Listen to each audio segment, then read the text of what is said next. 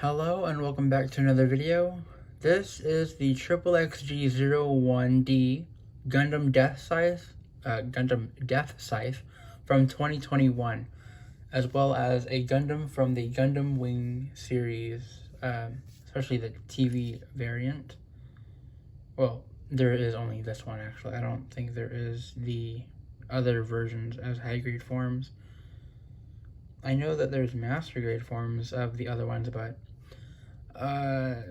anyways, the build, starting off with the build, some of you might know that I did do a video on the Live Lands Heaven, which is the exact same build as this, exact same joints, legs, everything, except for, of course, the accessories and different modifications to make it look different. But yeah, other than that, it's the exact same thing. Now moving on to the appearance here, it's this is of course the dark edgy Gundam from that Wing series. I guess another edgy Wing kit would be the Epion. I'm not really sure about any other Gundam that there would be that would be also edgy and dark color schemed, but yeah.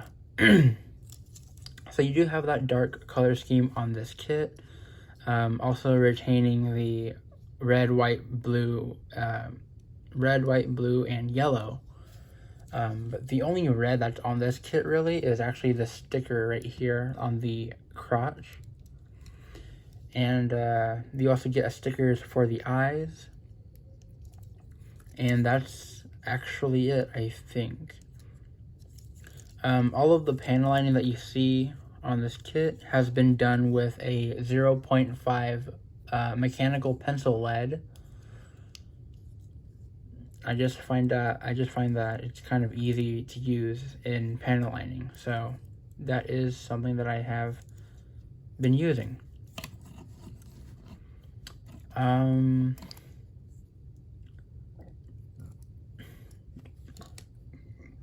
Sorry. One thing that I forgot to mention in the build was the polycap joints. The wing kits have weird polycap joints. I don't know if it's my copies specifically or I don't know, but this one is actually fine, but it does have a slight, okay, maybe not that one. This one though, the Sandrock Gundam does have a loose polycap in there. I don't know why, but it is loose, and I fear that the DeathScythe is going to suffer the same thing if I continue to move it a lot. So I don't really recommend moving them that much. I mean, that goes with a lot of model kits too, so there's that. Now, moving on to the articulation, I think, because I'm done with the appearance. Honestly, this is actually one of my favorite leg designs in Gundam Wing. I really like the way that it looks. Okay, now moving on to the articulation. So, of course, this is a polycap build. You have a polycap neck, ball joint up top, ball joint on the bottom. It can look up that far, and it can look down that far. And, of course, it can do the full 360 head spin, like so. Moving down to the waist, you have a ball joint inside of that. Or this is the torso. You do have a ball joint inside of the torso, as well as a swivel leading down into the waist. Is that a ball? You know, that is a ball joint right there, but that's a polycap ball joint and peg, so that's what makes up that little swivel. Around back, you have the hyper jammers. I think that's what it's called, right? Yeah, hyper jammer, and they are on swivels, go all the way back down like that. So you can kind of fold it out of the way, or just keep them up like always. And of course you have you have a polycap joint inside of the chest, which is really good. In my head, I was comparing it to the Wing Gundam, which the joint in there, if you know, you know. But you do have a ball joint attachment there, so you do have a 360-degree rotation like that, outwards, up and down is like that. A bicep swivel. The actual shoulder joint is able to go up that far, so slightly about 90 degrees, a little bit less. But yeah, so bicep swivel, 360 degrees, double jointed elbow bend, and ball joint wrist, of course, standard ball joint wrist. Moving down to the waist, you do have a front skirt that can go all the way up, like so. And the side skirts can rotate however much that you possibly can before it pops off. It also is not able to go up too far. Side skirts can go up that far, actually. And there is a drop-down mechanism. Oh, wait. There is also a moving butt flap and a drop-down mechanism inside of the legs there. So with the dropping mechanism all the way up, it can do the splits like so. Like, well, not great splits, but with that dropping mechanism down, I think you can get a little more like that. And there, that's pretty much it for the waist there. Moving down to the actual legs. Well, I guess I already did part of the legs with the splits and all the rotation. You get a high kick, well, with the front skirt in the way, that's as far as the front kick can go. But you can also push the knee armor above, or actually push the armor all the way up. And then you can get a little bit of a higher kick, and all the way back, if you open the flap, you can get a backwards kick like so. 180-degree thigh swivel, double jointed knee, one joint here, one joint there. And of course, this type of kit has a locking mechanism with the knee armor. So if you pull out the knee armor, which is on a ball joint, not pull it out all the way, but just enough, you can actually unlock a little bit more of an articulation like so.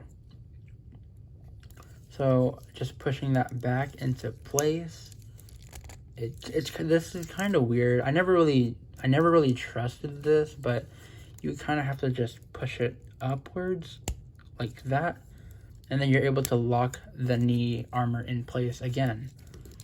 Moving down to the ankles, you have a swivel up here, which is a polycap, of course, and a ball joint in the foot. So you do have ball joint rotation there, and also ball joint rotation on the armor, the ankle armor. You also have a bit of a toe bend going down. Nothing goes up, but outwards, it can go out that far. Inwards, it can go out, or inward, it can go in about that far. The forward lean can go that far, which is actually really good. Really giving Jackson there. But going back is also quite decent. And that is all for the articulation. Now moving on to the accessories here, we have the Buster Shield, which can open in a kind of gear mechanism. So So you can just pull one side and the other side will also open, which is very nice. You also get a beam effect, and it just clips in like so, just slides right in. And the attachment is just a circular peg and circular hole. So you can also have like decent rotation as well. If you want that, I'm not sure. I always have it pointing down with the fist. So, I just think it looks better that way.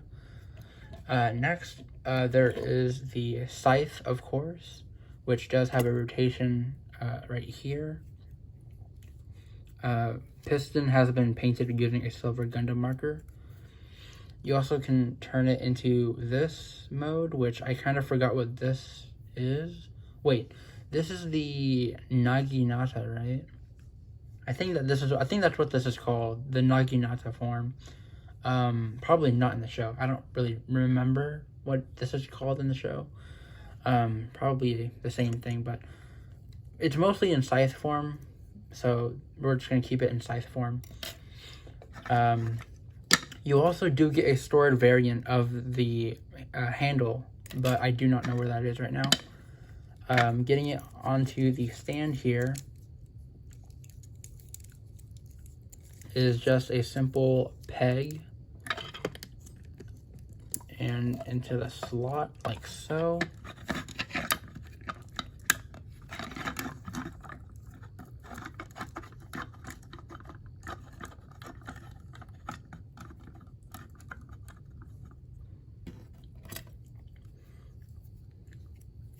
Just like that. There's a bit of a pose.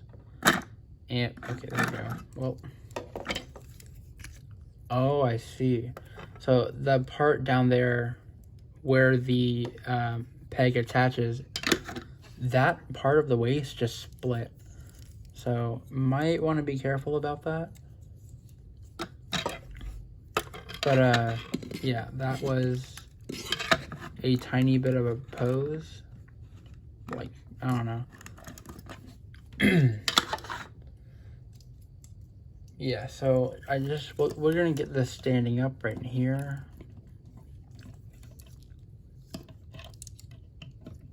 The polycap inside of that hip joint is definitely showing itself right now. But there is that in a standing pose.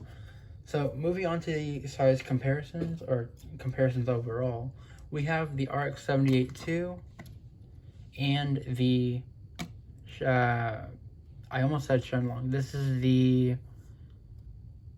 Sandrock Gundam. And yeah, so I think the wing kits are just a little bit shorter than the average high-grade Gundam, which is quite normal. But there is that. Another comparison we have is the high-grade Wing 0 and the real grade Wing 0, the one with the feathers. It is on a stand, so yes, there is that. So, correct me if I'm wrong, but there is only, I'm sorry, there is no high grade variant of this Wing Gundam. I'm pretty sure. I've never seen one. It's only been real grade or master grade or whatever grade there is that is not high grade or entry grade. So, as far as I'm aware, this is only a real grade and or master grade kit. Yeah, so there is that. And for the final comparisons, we do have the, of course, we have the Narrative Gundam C-Packs. So that is what it looks like compared to a bigger kit. And for the final comparison, from the last video, I showed the Bandai's line of part of their line of action figures. Mostly these are looks over function, and I actually do have the DeathScythe of that figure. So there is that, and that's what they look like together. So these figures are they are only looks over function. So I will do a video on these. I don't know when, but I will do a video on these at some point.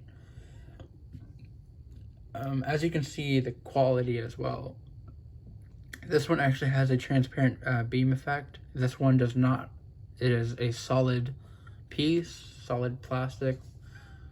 So there is that. I also don't know what happened to the beam effect for this. There is a beam effect, but I don't know what happened to it. But yeah, so that is the Bandai's action figure version of this.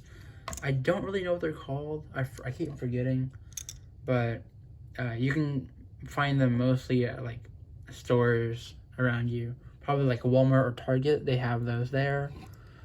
Not sponsored.